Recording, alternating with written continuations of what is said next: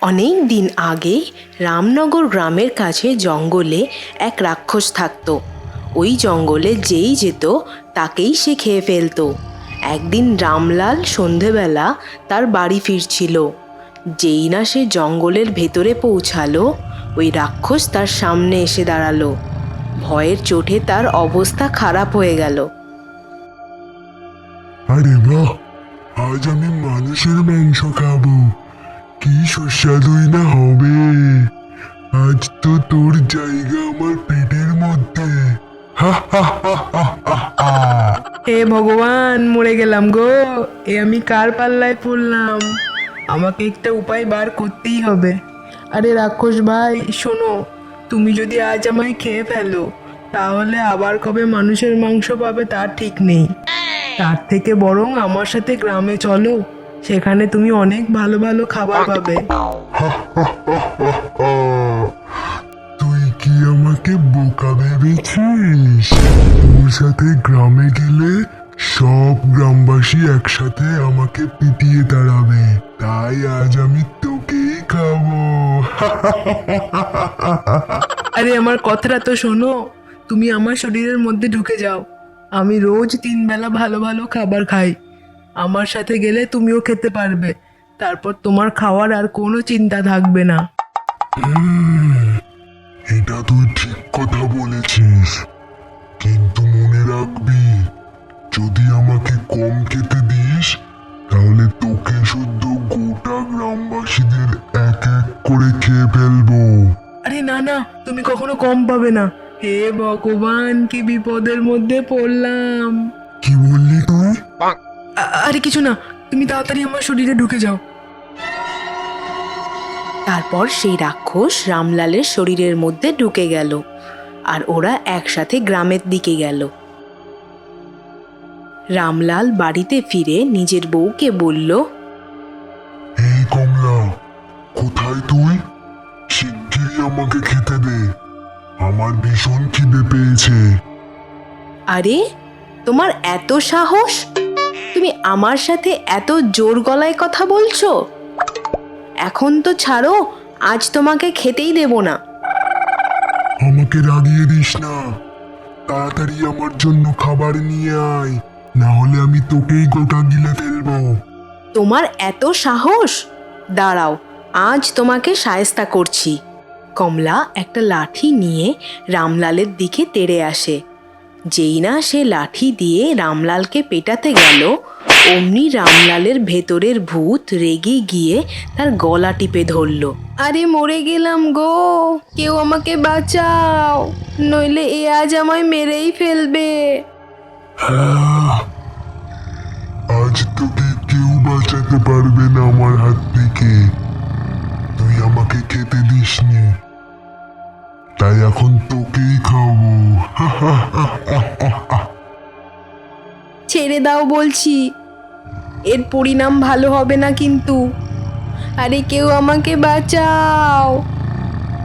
সেই সময় রামলালের বন্ধু গোপাল তার বাড়ির সামনে দিয়ে যাচ্ছিল। এইসব আওয়াজ পেয়ে সে রামলালের বাড়িতে গেল। আরে রামলালের ঘরে এত চেঁচামেচি কিসের? আমার গিয়ে দেখা উচিত। গোপাল রামলালের বাড়ি গিয়ে এইসব দেখে হতভম্ব হয়ে গেল। আরে ভাই রামলাল, তুই এ কি করছিস? নিজের বউয়ের গলা টিপছিস কেন? আমার ভীষণ খিদে পেয়েছে, আর ও আমাকে খাবার দেয়নি, তাই এখন ওকেই আমি খাবো। গোপাল ভাই, আমায় বাঁচাও। আরে বাবারে, এ তো মনে হচ্ছে রামলালের ভেতর কোনো ভূত ঢুকেছে। তুমি ভয় পেও না বৌদি, আমি কিছু উপায় বার করছি। আরে শোন ভাই রামলাল, তুই যদি তোর বউকে খেয়ে ফেলিস তাহলে তোকে কে খেতে দেবে? আমার বাড়িতে অনেক অনেক খাবার রাখা আছে। তুই যদি তোর বউকে ছেড়ে দিস তাহলে আমরা গিয়ে সেই সব খাবার তোর জন্য নিয়ে আসবো। ঠিক আছে, তুই বলছিস যখন ছেড়ে দিচ্ছি, কিন্তু তাড়াতাড়ি ফিরে আয়। হ্যাঁ হ্যাঁ, তুই এখানেই থাক, আমরা এক্ষুনি যাব আর ফিরে আসবো। তারপর ওরা দুজন এই বাহানা বানিয়ে বাড়ি থেকে বেরোলো। বাইরে বেরিয়ে গোপাল দরজা বন্ধ করে দিল।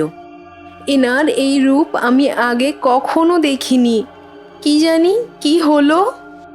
আরে বৌদি, আমার তো মনে হয় রামলালের ভেতর কোনো ভূত ঢুকেছে। কি বলছো গোপাল ভাই? এখন আমাকে এই ভূতের সাথে থাকতে হবে? হে ভগবান! গোপাল ভাই, তুমি কিছু উপায় বার করো। তুমি চিন্তা করো না বৌদি, আমি একজন তান্ত্রিককে জানি যে এই সমস্যার সমাধান জানে, কিন্তু উনি অনেক দূরে থাকেন। আমাদেরকে তাড়াতাড়ি ওনার কাছে যেতে হবে। হ্যাঁ, তাড়াতাড়ি চলো, না হলে এই ভূত আমাদেরই খেয়ে ফেলবে। এরপর ওরা দুজন তান্ত্রিকের সাথে দেখা করতে গেল। খিদের চোটে ঘরের ভেতর ওই ভূত চিল্লাতে থাকে। আমার ভীষণ খিদে পেয়েছে। ওরা যদি খাবার না আনে তাহলে আমি এক এক করে সব গ্রামবাসীদের খেয়ে ফেলবো।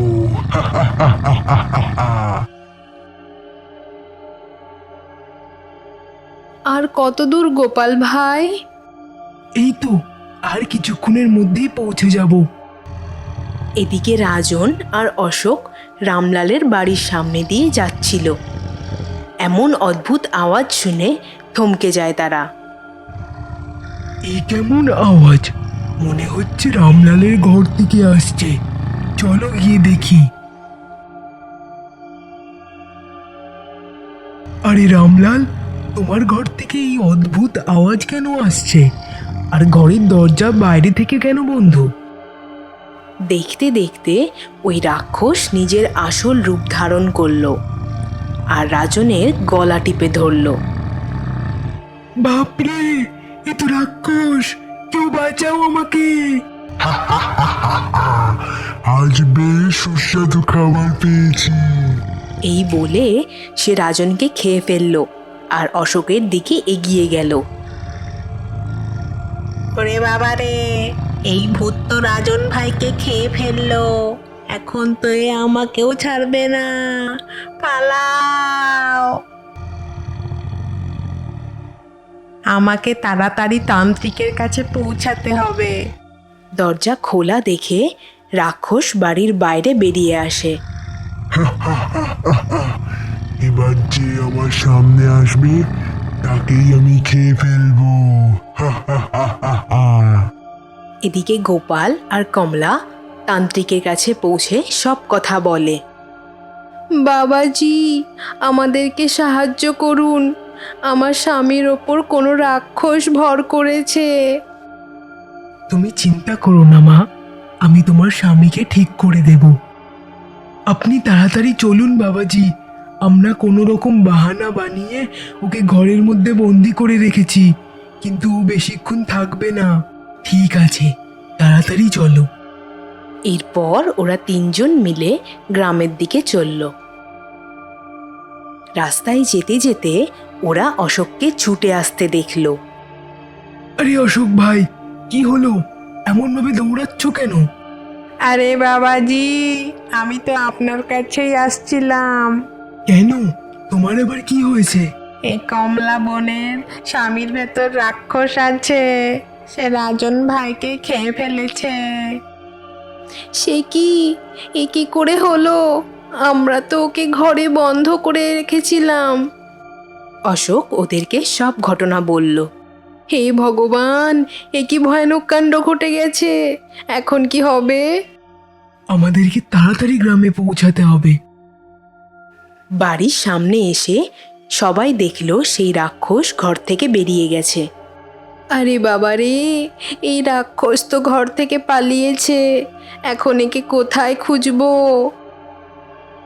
আমার তো মনে হচ্ছে এবারও কাউকে ছাড়বে না। সবাইকে খেয়ে ফেলবে রাজন ভাইয়ের মতো।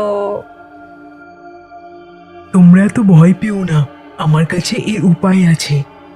তারপর তান্ত্রিক গোপালকে বলল, শোনো গোপাল, তুমি খুব সাহসী, এই জন্য এই কাজটা তোমাকেই করতে হবে।